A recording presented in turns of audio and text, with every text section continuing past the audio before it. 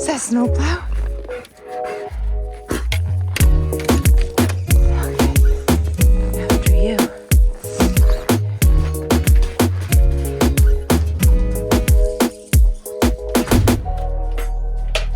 Morning, ladies. Excuse me, Odin. Please get out. Good morning, ladies. Good morning. How was your sleep? Good morning. Good morning. Oh, yes. Oh, yes.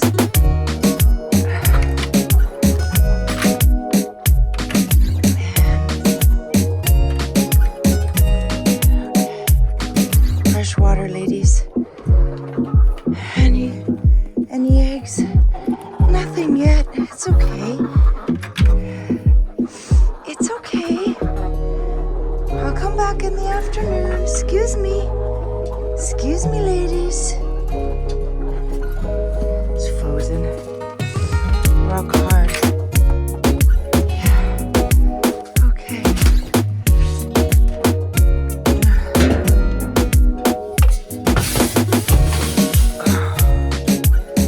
Oh, yeah. This is my morning routine now. And it's wonderful, actually. At first I thought of it as more of a burden, you know. But look at them. Look at these little girls. These girls are so little. And then I got a huge one over there. He's a rooster. These girls are big. The black and white and the black are the biggest. Brown is second biggest. And the tiniest are the little white ones. And they give me these tiny little eggs, but they are really good producers. They're the only ones that are actually giving me eggs. Yeah, I know, girls. I know. All right, girls, drink up, eat up.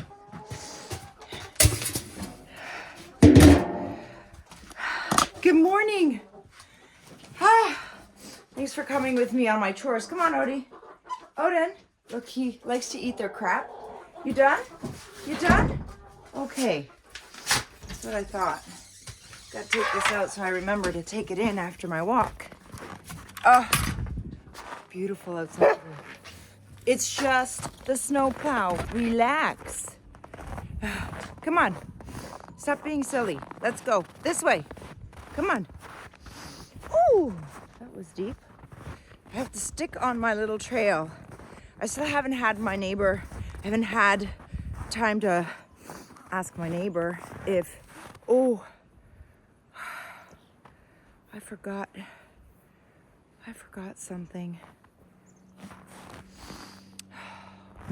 Oh well, you know what, we're gonna have to wing it. So this morning I woke up, I looked at how beautiful it was. Yesterday it was, Odin! Where did he go now? He always disappears. Oh, there you are! Okay, thanks, bud. Sometimes he runs into like my crotch. So, and then the worst part, the crotch is, I can deal with the crotch, believe it or not. I just can't deal when he runs into my knees. I have really bad knees. When I was in high school, I thought it'd be a good idea to be like the runners. And I started long distance running. And I messed up my knees pretty bad. So since high school, I've had really bad knees. You're such a good boy.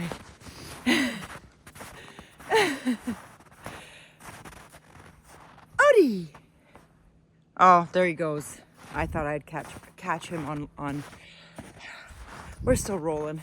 It's only -10. I'm always now worried that my phone is just gonna die, and because I have it flipped around, there's like I know I'm starting off with a bunch of squirrels. There's like this gimbal that you can buy that you can like see yourself, and then I think you can see if the phone is working. Because what happens is if it switches off, I'm just talking to myself, which is okay as well. I mean, I do talk to myself. I've been caught so many times talking to myself. My son's autistic and he talks to himself. Odin, come on. Here he goes. There he goes. and out into the clearing. And I think he felt really like when he would get caught that he's talking to himself, because it's such a socially, he was being told that that's not okay. And it's really not okay to be doing it, I guess, in some circumstances. But when he caught me talking to myself one day, he looked at me funny, and I go, what? I talk to myself too. And then I think from then on, he kind of felt okay with himself talking to himself. That's the way he stems. And I don't want to take that away from him. I just try to tell him that, you know, when people see him talking to himself, they kind of look at him differently. So to do it, you know, at times that maybe you're around trusted people, maybe, like not strangers, you know, because people can be cruel. Speaking of people,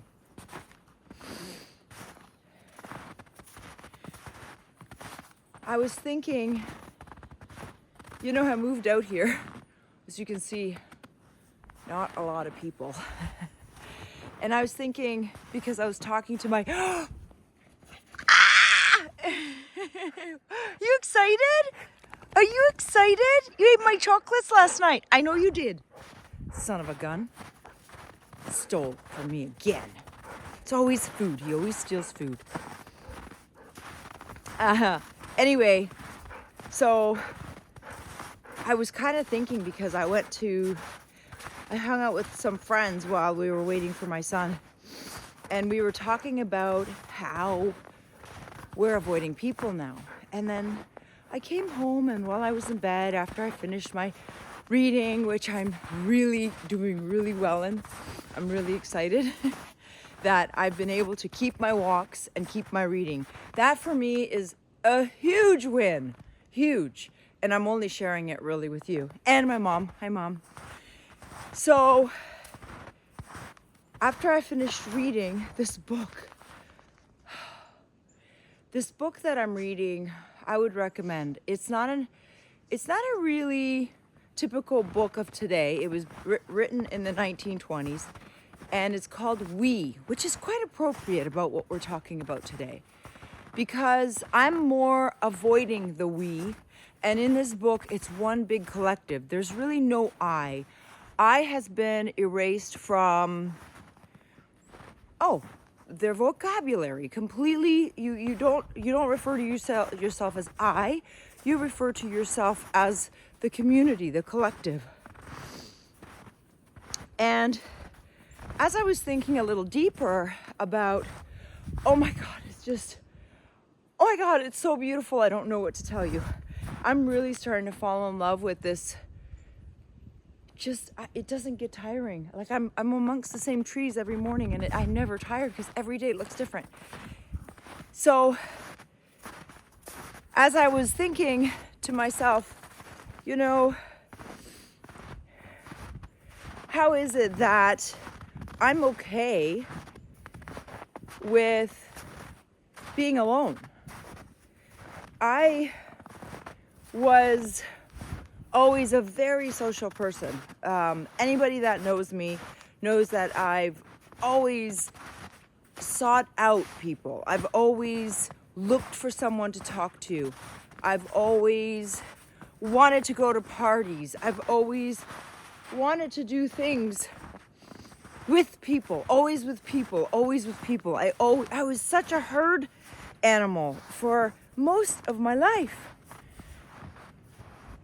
And then my cousin got sick, and I don't know, it's as if something shifted in me, and I started really paying attention to the people around me, which I think it was a defense mechanism, in the sense that I realized she had a sentence. She was given a sentence. It was called cancer. They made it clear that there's no way, I should bring tissues along the way, there's no way that she's going to be cured. We can only extend her life. So I think I had like a fork in the road for the first time, where I wasn't gonna have my girl soulmate. And she was truly my soulmate. And for the first time, I started the journey of being more selective with the group of people I had currently or at that time in my life, and as I moved forward. And as I moved forward, and I thought about it more deeply yesterday, I thought, oh my God, I avoid people. I'm becoming a hermit. I'm becoming a lone wolf. I am no longer a herd animal. And I wrote about it this morning to kind of I'm trying to be a better speaker to you guys, because I don't want you guys to be annoyed with the way I speak. My mom says I meander, and I do, but it's actually her fault because she meanders. Oh, I'm gonna try a different route today. So I don't know, maybe if it's not a good idea. But anyways, meandering. And I really am trying a new thing. Like, I'm trying to write down my thoughts before I come to you guys, so that there's like at least a level of filtration happening, and maybe I'll have my thoughts more put together. And there's no promises, because I'm just trying this now. So after thinking about why I think I avoid people, because I know I avoid people, and I'm becoming increasingly a hermit as opposed to a social butterfly, which I was. I was literally a social butterfly. But as time progressed, naturally, it didn't happen where I planned it. But naturally, I just started distancing myself from certain people in my life. Not to say I dislike them or I don't want them out of my life completely. If they called me today and invited me to an event, if I had the time, hopefully I don't have any boogers coming out. That'll be real reality TV, boys and girls. Or as Johnny says, boys and squirrels. It's just that I no longer made the effort to reach out to them to see how they were, because I found that I was the one primarily reaching out to people. And then I started questioning, hey, if I were to stop, would they continue? Would they pick up my slack? Or would they also forget about me? And for the most part, with the exception of less than a handful of friends, I would say they didn't pick up the phone. So one of the first reasons why I think that I am avoiding people now, as a general rule. Are my pom-poms even? Yeah, they are. So I look like a fool in the other one.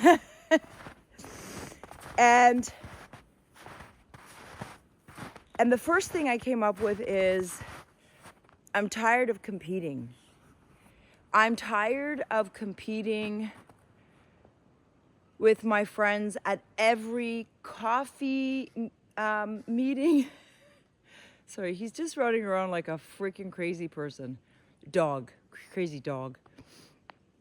I'm tired of measuring, my value through what conquests I have accomplished, how much money I make, what refrigerator brand I bought, what my kids are doing or not doing. Look, I'm not against competition. There is a time and a place for competition. Yes, competition is something that we humans naturally, innately have. But again, this has been taken to a whole new level. I mean, there is something to be said about competing for a good husband or a good mate. Let's go with mate, just so that there's no triggers. Yes, that's important, but that's a really valuable thing in life. Trying to be bombastic about the fact that you make $200,000 and everybody wants you because you're just so smart, it really starts getting old, because I'm not competitive. I'm not going to sit there, oh yeah, you did that. Well, I did this and here's my resume. Your friends don't realize that they've attached themselves, or at least my friends, many of them, have attached themselves to their job, what kind of car they drive, which city they live in, how many times they go on vacation. Okay, I'm gonna try to go down here. We're gonna see what happens. Oh, maybe not. And the thing is that I just want to make a trail here because I keep going in the same trail. Odie, come. Oh, he's in the little shack, and that shack doesn't look very stable. Anyways, so me and my husband, we're not successful people, but I guess I just don't put that much weight to if I bought a $2,500 dog and I must show my friends this dog and tell them all about the expenses, or that my kids are the most popular kids in school, or they're not. And if they're not, of course, we don't talk about that, right? There he is. He's looking for something. I don't know what he's looking for. What are you looking for? What are you digging? What are you digging? Come on, I need you to help me make a trail.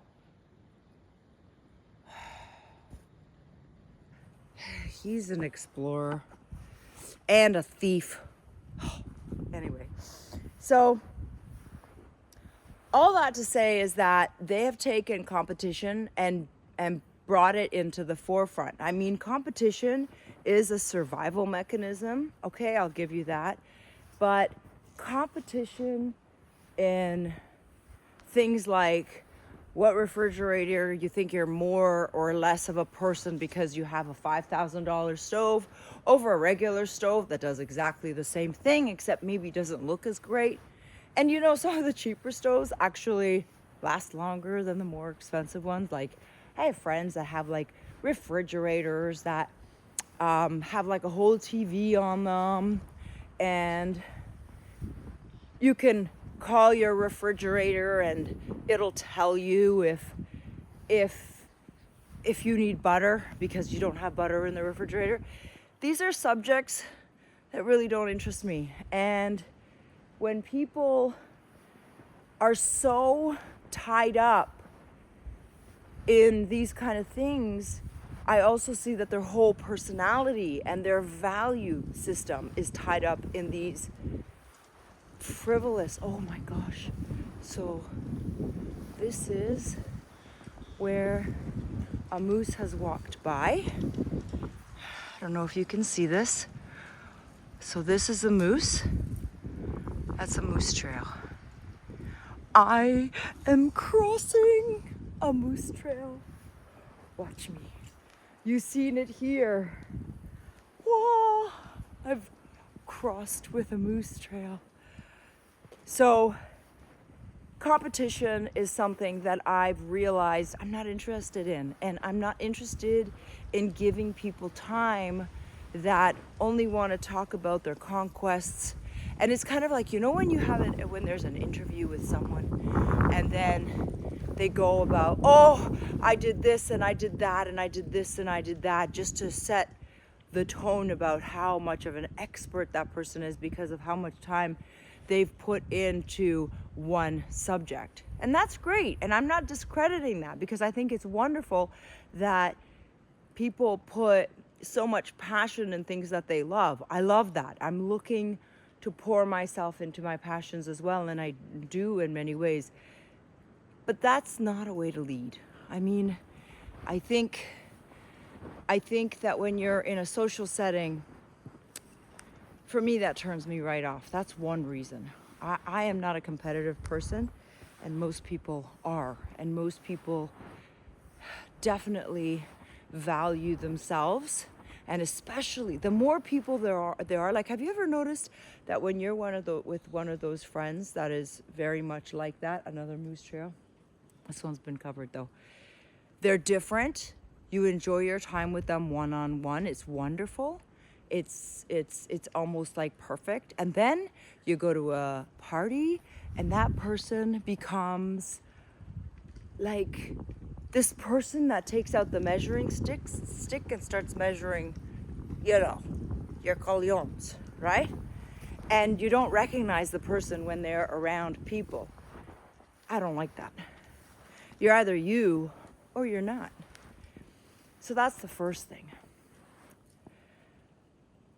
The other reason why I think I'm avoiding people is loyalty. Loyalty has been reduced to, what can I get from you in return? That has been my experience. And I have a problem with that because, oh my God, I think this is up to, look at that. That's like up to my knee. I am a person that has a problem with especially people that look for opportunism in return for loyalty. So basically, it amounts to, if you have nothing that I can benefit from you or gain from you, my loyalty will diminish or won't be there at all. But if I can figure out what I can gain from you, then I'll be loyal to you. Kind of like, I kind of find the more I'm studying about YouTube and how to make these videos and how to be monetized, and I do want to be monetized, but I don't want to start hard selling and selling crap. It's kind of like, again, the platform is a loyalty. Oh, Odie, I'm right here. Can you see him? Whoops. Here he goes. Is it deep? Come on. Come on.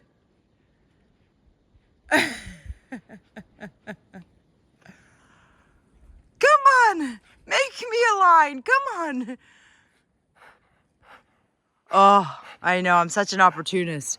Oh, no. Look at you. Look at you. So deep. Are you tired? Okay. Take a break. Take a break. Take a break. Okay, take a drink. Yeah, so YouTube is kind of an opportunistic platform as well in many ways. But I guess that kind of goes hand in hand with competition, because right now, if you're not competitive, you're not a winner. If you're not competitive, you're not making the big bucks. But I would argue that people that are super, super, super competitive have a different psychopathy and are willing to, there used to be a saying my grandma used to say about people that are super competitive, they don't mind to step on corpses. And I would say that that is not entirely true for everybody, but if you look at any of the billionaires and the millionaires, inevitably there's always a story, whether it's hidden or not. They have enough money to hide a lot of the truth about themselves. And they've stepped on corpses. Maybe not literally, but definitely figuratively. So loyalty is, I realized when my cousin died, I realized that she was, besides my husband, in my view right now, was the most loyal human being to me. And I hope she knew that I was always loyal to her, and I hope I've always displayed that loyalty to her until the very end. So loyalty, I find that loyalty is, it's dependent on things. It's not without borders. It's got borders, it's got rules.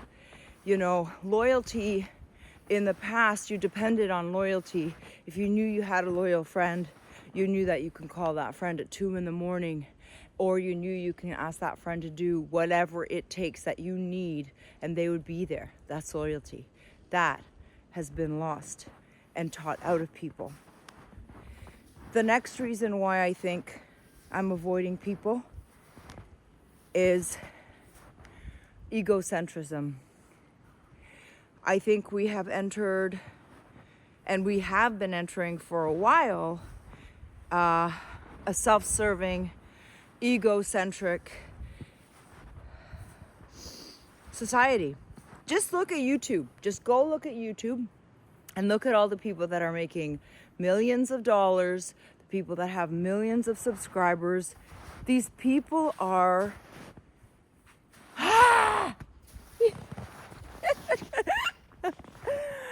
I love it when he does that. It's like he looks like he's running in the water, but he is running in water. Anyway, and he doesn't like water, believe it or not. He loves snow. So this society has been led by the nose to love yourself first. Love yourself first. I think that we've forgotten that loving yourself first doesn't make you a very nice person. All my snots are coming out. It doesn't make you a better person. It makes you a more egocentric person. And if you believe that we're herd animals, which I don't necessarily believe anymore, I think we're more packed animals, like wolves, dogs. And if you are all about me,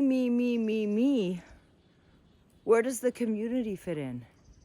If you're all about me, what happened during Operation C? Why were people pushing people to go get the mandate done for the greater community when it's me first? It's a schizophrenic society, in my opinion. And people aren't noticing because they're so into themselves, into loving themselves.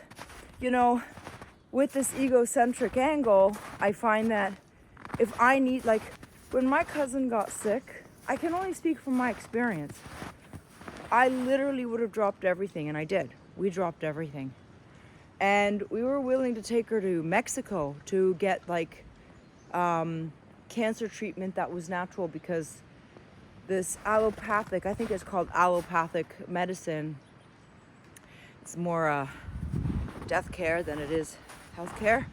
But I know my friends don't like when I say that. That'll be the next reason why I'm avoiding people.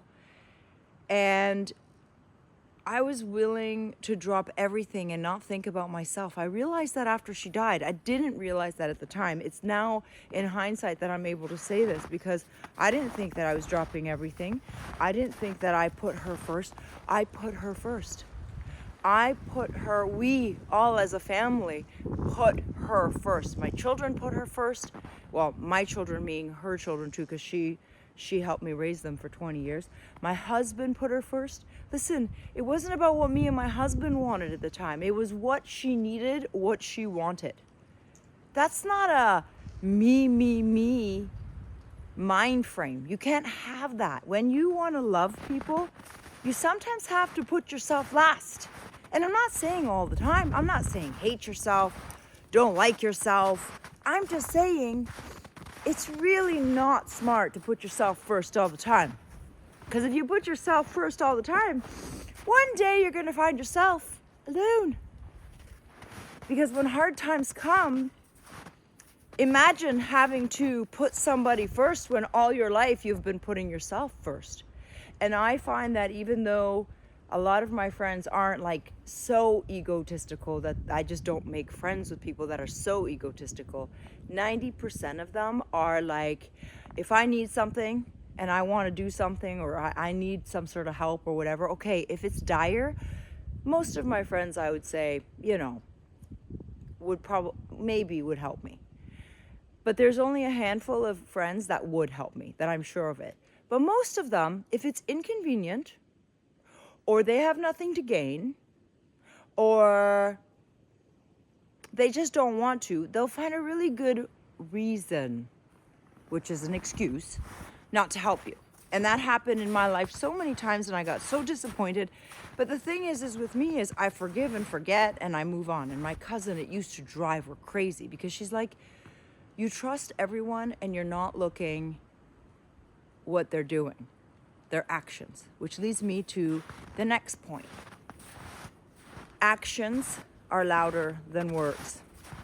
And the reason why I think I'm avoiding people is I'm terrible, and I mean terrible, at being able to be patient enough to really watch the actions over what people sell me. People have sold me so much horseshit in my life in terms of their compassion towards me or their like towards me. I've been tricked by so many people that say that they like me, that they want to hang out with me, they want to do this, and then I find out things that they've done or they say, or behind my, just awful. And finding out that somebody is not who they said they were has always been very fracturing for me, because it's such a disappointment. And I would have been hurt. And my cousin used to say, you just trust too easily. And I did. I trusted. And the thing is as my mom says, you judge people on how you think. And that's very true. You don't think someone's going to do this because you wouldn't do it to them. So you don't think they would do it to you. But you never know their background. You don't know, what their family life was like. You don't know what their school life was like. You don't know how they developed as a human being, and you don't know what they're capable of until you see the fruit of their labor.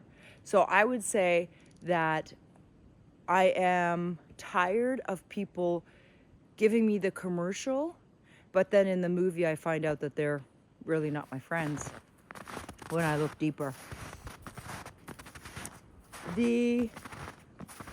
I think this is kind of like maybe the final reason. I'm not sure. Hang on.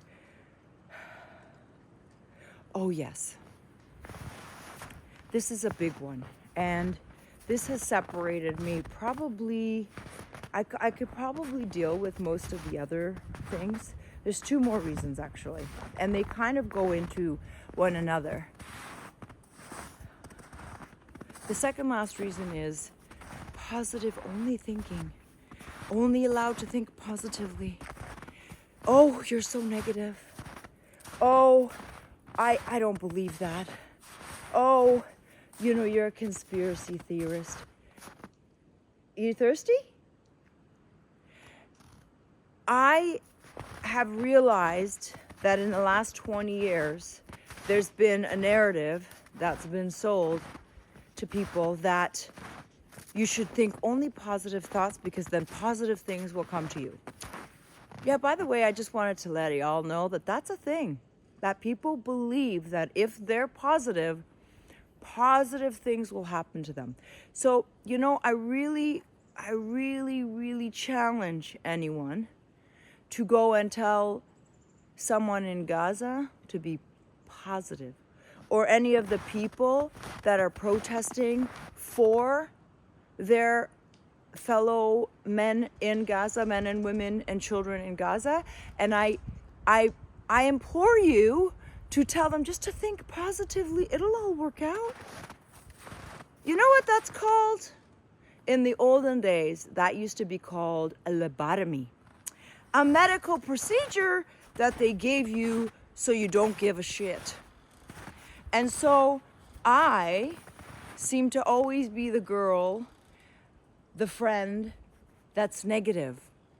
Not only are we taught to now revere the positive, we're also starting to be taught to avoid people that are considered negative. And everybody labels the negative person differently. Like I could be labeled negative because I bring up a very important world matter, like the thing that's happening in the Middle East, nobody wants to talk about it because it's negative.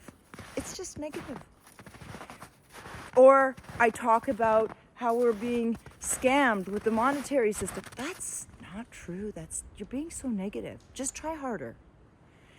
And to add to the competition, people boast about being on top, and yet they're competing against other people in Slavelandia, as Gerald Celente says. We are forced to work, people. It's not because you do it, because naturally that's what you would do if we all lived in a village and we grew our own food and had our own water and hunted our own animals. You wouldn't think to go and work 8 hours for some bloke, and 4 hours out of those hours, you're first coming and working for the government. I'm sorry. And I want to boast about that. And I want to tell you how I've gotten on top of the next person because I'm a better slave than them. Sorry, I digress. But that's to the competition. I forgot about that. So when I'm negative, a lot of people don't want to have, oh my goodness. Woo! Sorry, I'm trying to get to my dog and he went some other way. There you are. There he is. And so I'm considered negative. My mom is also considered negative. And I've honestly got to tell you that people avoid people that are negative because that's what they're taught. But the thing is if you cannot enjoy the sun, you also can't appreciate the moon. And there is a balance to life, and that balance is positive and negative. And if you cannot look at the negative, you are weaker. You are weaker as a human being. And for me, my friends, think positive. I can't stand that because I always tell them I am very positive. If you actually took interest in any of the stuff that I'm trying to bring forward, some of it is horrific, and I'm still positive about that we will wake up in time, that we will do something, that humanity will shake itself from this coma of competition and self-centeredness, and maybe we will come together and be able to have a conversation, because dialogue has been killed. And to morph, the last thing is that when we are together as friends, it's just so beautiful. I want to stand here because otherwise the trees are too thick. I cannot stand the empty discussions about entertainment, about the Kardashians, about reality TV. And I mean, I say that like I'm trying to have a straight face, but reality TV, really, you're on an island and cameras somehow just appeared there. It's a reality. Like, what happens if someone breaks an ankle or breaks a leg?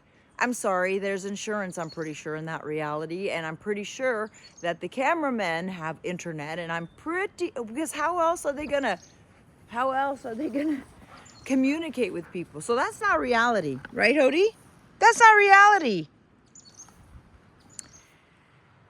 And one thing I dislike is the fact that people seem to think that revolving their life around a TV screen with people. So this is really kind of an oxymoron for me that I have not been able to yet figure out or understand, maybe, is that I come to your house.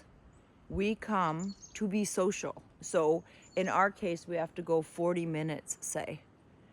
And you want to watch TV? Really? You want to watch a bunch of grown-ass men in tights chasing a ball?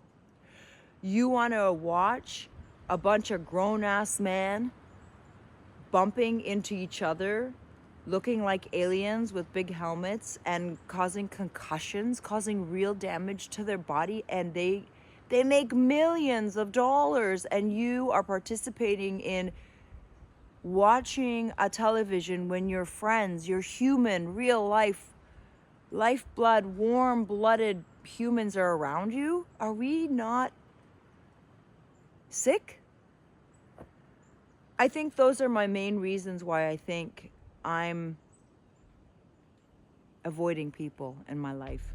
And I know this video is long. It's like 40 minutes. But what else is new? Oh, I want to try something. You see, as I'm learning, I'm trying to evolve. So if you wouldn't mind, if you got this far, there's this really handy dandy button on the bottom right under this screen, and it's a little black button that says subscribe. I'm wondering if you wouldn't mind doing me a favor and pressing it. And also, if you did make it this far, well, congratulations. I know that was a lesson in learning, I'm sure, because sometimes I only listen to long form for the most part, but most people don't. But we do need to start practicing. And if you did like it and you did make it to the end of this video, why don't you give me a thumbs up? It really does help me make views more than 2 or 3 people. Anyway, I hope you have a beautiful day. I hope that wherever you are, the sun is shining as glorious as this. Like, look at that. It's morning. And the sun has finally risen. All right, mwah, my friends. Until then.